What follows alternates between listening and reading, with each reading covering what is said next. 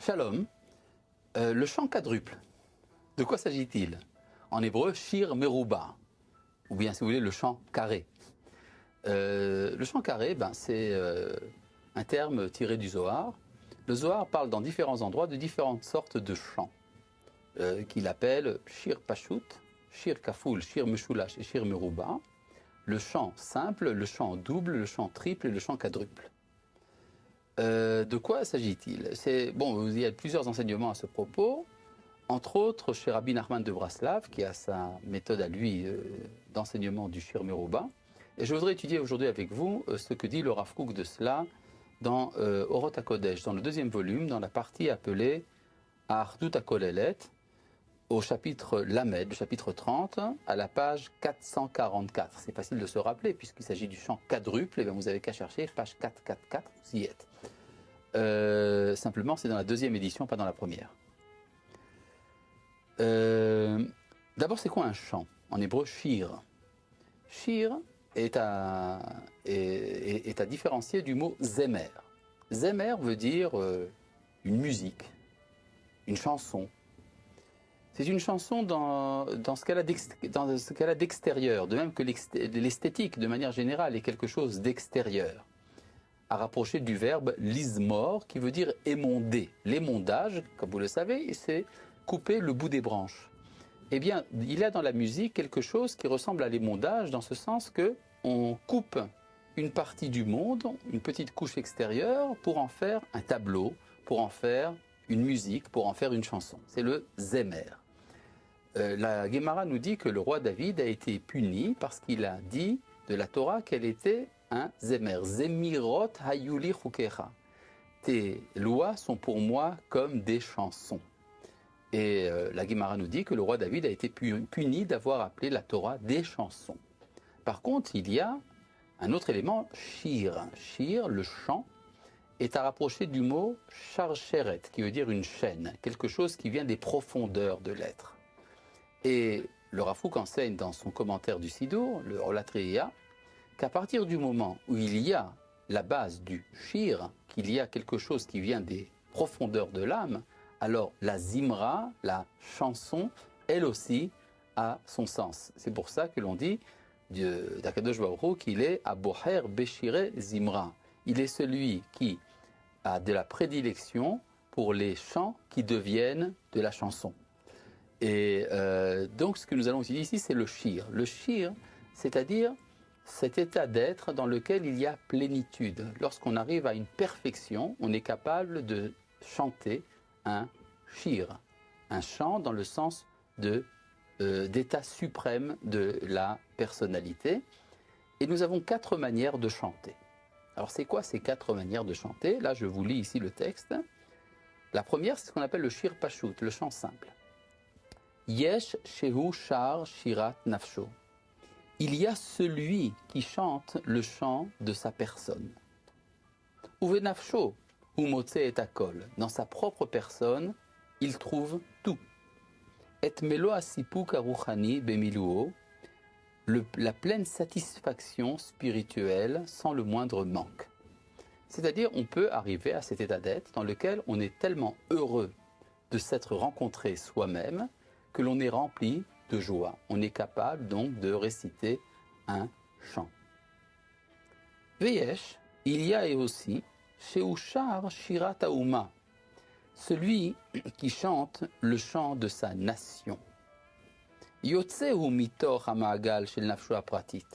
Il sort du cercle de sa personne particulière. She'eno motze ota meruchevet karaoui, qu'il ne trouve pas assez épanché. Velo meyushevet yishuv ideali, et qui n'est pas assez bien stabilisé. Shoef limro me'oz, il aspire à de grandes hauteurs puissantes. Veumidabek be'ahava adina, et il se lie avec un amour délicat, imklaluta shel Knesset Israël, avec l'ensemble de la collectivité d'Israël. Veima ushar et chirea, c'est avec la collectivité d'Israël qu'il chante ses chants. Metzer betzarotea, souffre de ses souffrances. Umishta ashea betikvotea, et espère ses espérances. Ogé deot elionot ou teorot, pense des pensées supérieures et saintes, al-avara balatida, sur son passé et sur son avenir. Vechoker be'ahava uvchochmat lev vetochen rucha apnimi, et étudie avec amour et sagesse de cœur le contenu de son esprit intérieur. Alors bon, de quoi s'agit-il? Il y a ici donc une différence entre deux manières de chanter. Il y a celui qui chante la vie individuelle, comme il est grand d'être moi-même, et il y a celui qui vit au diapason du klal Israël. C'est-à-dire, on pourrait représenter ça comme quelqu'un qui, quand il est heureux, nous savons que le peuple juif va bien. Et quand il est malheureux, c'est qu'il y a quelque chose de mal qu'il a entendu aux informations. Chute de la bourse ou autre chose catastrophique de ce genre. C'est-à-dire, il y a celui qui vit uniquement en harmonie avec le klal et qui n'a pas de vie individuelle. Ce sont donc deux manières de chanter. Et puis il y a une troisième forme. Veyesh asher ot titrachek nafsho, ou bien titrachev nafsho, il y a celui qui élargit encore plus son âme, au point de sortir des frontières d'Israël, Ashir et Shirata Adam, pour chanter le chant de l'humanité. Son esprit va en s'élargissant dans la grandeur de l'ensemble de l'humanité, Veot Salmo, et sa dignité. Shoef el Teudato Aklalit, il espère la finalité générale de l'homme, Umetsape l'Ishtalmuto Eliona, espérant son accomplissement suprême. Et c'est de cette source de vie qu'il inspire l'ensemble de ses pensées, Umerkarav, de ses recherches, Shiifotav, ses espérances, Vechezionotav et ses visions. C'est-à-dire, c'est ce qu'on appelle l'universaliste. Ceux qui ne peuvent vivre que si les hommes sont heureux. Un penseur français bien connu disait qu'il se sentait libre que lorsque tous les hommes sont libres, et qu'il ne se sent pas libre tant qu'il y a encore un homme asservi sur terre. C'est-à-dire cette dimension de fusion avec l'ensemble de la vie, de l'humanité. C'est ce champ-là qui habite certains des hommes. C'est un niveau extrêmement élevé. Veyesh, mais il y a encore plus que cela. Asher od misé les mala berocha vitnase, qui s'élève encore beaucoup plus que tout cela dans sa largeur. Au point de s'unir avec l'ensemble du cosmos. Imkol abriot, avec toutes les créatures. Vimkol aolamim, et avec tous les mondes. Vimkulam omer shira, et qui récite son cantique avec tous. Zeu haosek beperek shira bechol yom, shemuftach lo shu ben haolam haba, c'est celui qui récite un chapitre de chant tous les jours, qui est assuré de participer au monde à venir. Alors, c'est quoi? Nous avons par exemple une intuition de ce genre aujourd'hui dans les mouvements écologiques.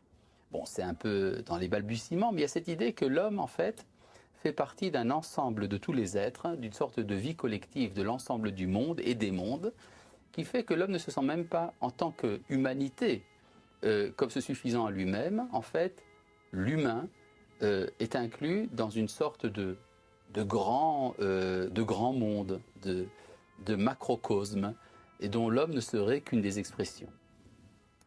Et il y a effectivement à ce propos des exemples de la tradition. Par exemple, un des élèves du Gaon de Vilna, Rabbi Menaché de Ilia, disait qu'il ne se sentait pas heureux tant qu'il savait qu'il y avait un ver de terre dans le monde qui est empêché par un caillou de continuer son chemin.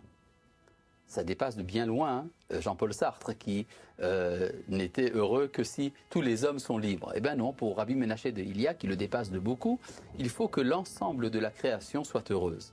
Ce n'est pas simplement le ver de terre, ça serait également donc tous les anges et tous les mondes, enfin tout ce qu'il y a de métaphysique également. Tout cela participe d'une grande unité. C'est une quatrième manière de chanter. Et il y a également un midrash qu'on appelle le Perek Shira, qui est cité ici par le Rav Kook, un midrash de l'époque des Géonim probablement, dans lequel il y a une liste des cantiques que l'on entend dans la création tout entière. Par exemple, il y a là-bas le chant du bœuf. Le bœuf a un chant à lui qui est Ashira Lachem ki gao ga. Je chante pour l'Éternel car il a grandi. Vous avez remarqué ici une imitation du mugissement de la vache. Il y a par exemple le chant du cheval. Le chant du cheval, c'est Ine ke'ene avadim el yadanonehem. Alors il y a également le hennissement du cheval qui est imité par le verset en question. Et vous avez également le chant des chiens. Les chiens, par exemple, chantent Bou, Nishtachave venichra'a. Allons nous prosterner devant l'Éternel. Et donc, tous ces jeux de mots expriment cette idée qu'il y a une sorte de musique à l'échelle de l'ensemble de la création qui est entendue par ceux qui ont ce niveau d'être du 4e cantique. Alors, tout cela est très joli. En fait, c'est très joli tant que ces chants ne deviennent pas des idéologies. À partir du moment où ça devient une idéologie, alors là, nous sommes en problème. C'est-à-dire qu'il y a, par exemple, celui qui chante le chant de son individualité peut être un individualiste. Ça peut devenir même un anarchiste, qui va considérer celui qui chante le deuxième chant, le chant national, comme un fou sanguinaire. Mais enfin, vous n'allez quand même pas annihiler votre individualité à cause du collectif. Par contre, celui qui chante le deuxième chant va dire au premier chanteur, mais ça ne va pas du tout, vous êtes un égoïste, vous n'avez aucune considération pour la collectivité dans laquelle vous vivez. Donc, en fait, c'est disqualifié ce premier chant. Et puis le troisième, l'humaniste, dira, mais enfin, de quoi vous vous occupez? Ce qui est important, c'est l'humain. Et les deux autres lui diront, mais non, mais pas du tout. Votre fuite vers l'humanité collective, c'est oublier le réel. Et puis le quatrième, le grand vert, le grand écologiste dira, mais pas du tout, c'est la vie cosmique qui est l'essentiel. Et les autres lui diront, mais enfin, tu es devenu fou. Tu as oublié totalement ce que représente l'humain et tu t'attaches à la vie de l'universel. Tu es très loin de la réalité. En fait, donc, dès que ces chants deviennent des idéologies, elles vont s'affronter et au lieu de créer une harmonie, ça va devenir une sorte de cacophonie intolérable. Alors, que faire? Que faire? Dans ce cas-là, il faut faire une sorte d'harmonie entre les différents chants. Il faut créer un 5e chant. Mais ce 5e chant ne peut pas être encore un élargissement supplémentaire. Il faut que ce soit un chant de l'ensemble des chants. En hébreu, shir hashirim, le chant des chants. C'est-à-dire la chanson qui sera faite de différentes chansons. C'est quoi ce chant-là? Alors nous allons voir. Veyesh, il y a Asher Olé, celui qui monte. Imkol Ashirim Alalou Beyachad, avec toutes ces chansons-là, ensemble, Be'aguda Achat, dans un seul bouquet. Vechulam, et tous. Notnim et Kolotehem font entendre leur voix. Kulam Yachad, Manimim et Zemarehem, et tous ensemble font entendre la douceur de leur musique. Veze letorze noten leshad vechaim, et l'un donne à l'autre sève et vie. Kol sasson, voix d'exultation. Vekol simcha, et voix de joie. Kol tsahala, voix d'allégresse. Vekol rina, voix de réjouissance. Kol chedva, voix de jouissance. Vekol kedusha, et voix de sainteté. Vous voyez à nouveau ce thème qu'on retrouve souvent dans le judaïsme, l'unité de la joie et de la sainteté, ça va ensemble. Il y a cette idée donc que l'ensemble des chants sont ressentis dans une même personne. Shirat HaNefesh, le chant, la chanson de l'individualité. Shirat HaUma, la chanson de la nation. Shirat HaAdam, la chanson de l'humanité. Shirat HaOlam, la chanson du monde. Kulam Yachad, tout ensemble. Mitmasgot Bekirbo, se mêle en son sein. Bechol et à tout moment, ou Bechol Sha'a et à toute heure. C'est le Shir Hashirim. Ve'atemimut azot, cette harmonie, Bemiloua dans sa plénitude, Olahi liot Shirat Kodesh devient une chanson de sainteté, Shirat El, un chant divin, Shirat Yisraël, c'est le chant d'Israël. Be'otsem Uza Vetifarta, dans la puissance de sa grandeur et de sa splendeur, Be'otsem Amita Vegodla, dans la puissance de sa vérité et de sa grandeur. Et là, il y a un petit jeu de mots. Yisraël, Shir El. Les lettres du mot Israël, c'est comme le chant de Dieu.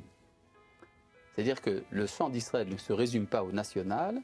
En fait, dans la vocation d'Israël se réunissent l'ensemble des chants. Shir Pashut, le chant simple. Shir Kafoul, le chant double. Shir Meshulash, le chant triple. Shir Meruba, le chant quadruple. Shir Hashirim, Asher Lishlomo, le chant des chants qui est à Shelomo. Shelomo, c'est-à-dire les Melech chez Shalom Shelo, le roi qui fait la paix. La paix entre qui? Entre les différentes manières de chanter. Vous voyez, c'est ça, on peut dire que l'auteur du 5e chant, le chant des chants, d'une certaine manière, c'est le Rav Kook lui-même. C'est-à-dire, il fait son autobiographie quand il nous raconte cette manière de chanter, qui est la chanson de l'ensemble des êtres. C'est donc cela c'est cette dimension-là à laquelle le Rav Kook nous invite. Maintenant, qu'en est-il de l'homme dans tout ça? Là, nous avons un petit passage du Rav Kook, quelques chapitres auparavant, dans le chapitre Kaf Dalet, dans lequel le Rav Kook nous parle d'un problème philosophique, à la limite, bien connu. Est-ce que c'est l'homme qui est au centre du monde ou pas? Vous savez que la plupart des penseurs du peuple juif ont toujours affirmé que l'homme était au centre du monde, entre autres, par exemple, dans le livre Emunot Vedeot, les croyances et les opinions de Rabbeinu Saadia Gaon, au Xe siècle, il s'est affirmé de manière très claire que le monde a été créé pour l'homme, et c'est un thème que l'on retrouve souvent dans les livres fondamentaux de la pensée juive. Cependant, il y a également d'autres opinions, telles que par exemple celle de Maïmonide. Pour Maïmonide, l'homme n'est pas au centre du monde. Le centre du monde se trouve dans un lieu secret. En tout cas, ça ne peut pas être l'homme qui serait le centre du monde, étant donné sa bassesse, dit le Rambam. Finalement, il y a un centre, mais ce centre est caché aux yeux de tout être. Et le Rambam a été accusé d'inclination pour la pensée grecque. C'est-à-dire, par exemple, au XIXe siècle, il y avait un rabbin qui était aussi historien, le Rav Zev Yavetz, qui, dans un des volumes de son livre d'histoire, a accusé Maïmonide d'avoir été de faire des concessions trop grandes à la philosophie grecque, ce qui l'a amené à penser donc que l'homme n'était pas au centre du monde. Et d'après cet auteur, c'était en cela une déviation par rapport à la pensée juive traditionnelle qui affirme que l'homme est au centre du monde. Alors évidemment, le Rav Kook n'a pas aimé cette attaque contre Maïmonide. Il a pris sa défense dans un texte sur Maïmonide, imprimé dans le Ma'amrei Riya, à la page 110-111. Nous en avons déjà parlé quelque peu dans un des derniers cours. Et là, le Rav Kook revient là-dessus de manière extrêmement profonde. Tout d'abord, voyons ce que dit le Rav Kook à propos de cette idée que l'homme serait au centre du monde. Ça veut dire quoi, être au centre du monde? Être au centre du monde, ça peut vouloir dire que tout est fait pour moi. Et donc, le sentiment immédiat que ça entraîne, c'est l'orgueil. Et d'un autre côté, ça peut vouloir dire non, pas du tout. Si je suis au centre du monde, c'est donc que je suis responsable de l'ensemble du monde. Et donc, je dois faire attention à préserver le monde de sa dégradation. Et là, le Rav Kook va nous expliquer les deux aspects il va nous amener ces deux opinions et nous dire ce qu'il y a de bien dans chacune des deux opinions. Alors là, je vous lis ici, c'est à la page Tav Lamed Gimel, page 433. Kama emed veshira mofia lefanenu bachizayon shel merkaziyut nishmat ha'adam. Combien de grandeur et de cantiques se présentent à notre vision quand nous pensons à la centralité de l'âme de l'homme, beyachas ha'avaya kula, dans l'ensemble de la création. En achizayon hazeh nofel, cette idée-là ne tombe en rien. Les raglés à Idgalut shel hatziyur hakosmi harachav habilti tachliti shel olamot hakochavim. Le fait que le développement de la pensée cosmologique a découvert qu'il y avait des milliards et des milliards d'étoiles, cela ne remet absolument pas en question la centralité de l'homme. Chez la Yitzira Matmedet chez la Harpilim, de la création permanente des galaxies, Adraba, Mitgadelet Ishirazo, Mitaderet Alede Anetzar Veagodel. Au contraire, la grandeur de l'homme devient encore plus signifiante. Si l'homme est au centre de l'ensemble des galaxies, ça rend l'homme encore plus grand. Et donc, Bechol Makom, Shesham Ba Or HaChaim Lide Hidgalut Akara. Alors, en quoi est-ce que l'homme est le centre du monde? Si effectivement il y a des milliards de galaxies, en quoi est-ce que l'homme est un centre? Il est un centre dans le sens qu'il est le seul doué de conscience. La conscience de l'homme c'est elle la conscience de l'ensemble du cosmos. Et en ce sens-là, l'homme est comme l'âme qui habite un énorme corps, le corps de l'univers tout entier. Dans tout endroit où la lumière de la vie devient la conscience, et que ça devient des aspirations morales et des espérances délicates, Are Hamerkaz Nigla, c'est là que se trouve le centre. Ha'ardut shel ha'adam haruchani, l'unité de l'homme spirituel, Makifai Oto, l'entoure, Bechol Gilouya, Bechol Haolamim, l'accompagne dans tous les mondes qu'il découvre. Qui Arduto shel Koach HaMosher, Bechol Agramim, comme la force de la gravitation dans tous les corps. L'Achav Choshvim Baalei Chugabata Ktsarim, et c'est en vain que pensent ceux qui ont la vue courte,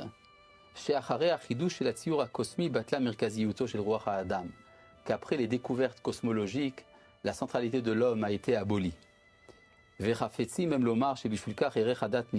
que, à cause de cela, la valeur de la religion serait devenue moindre.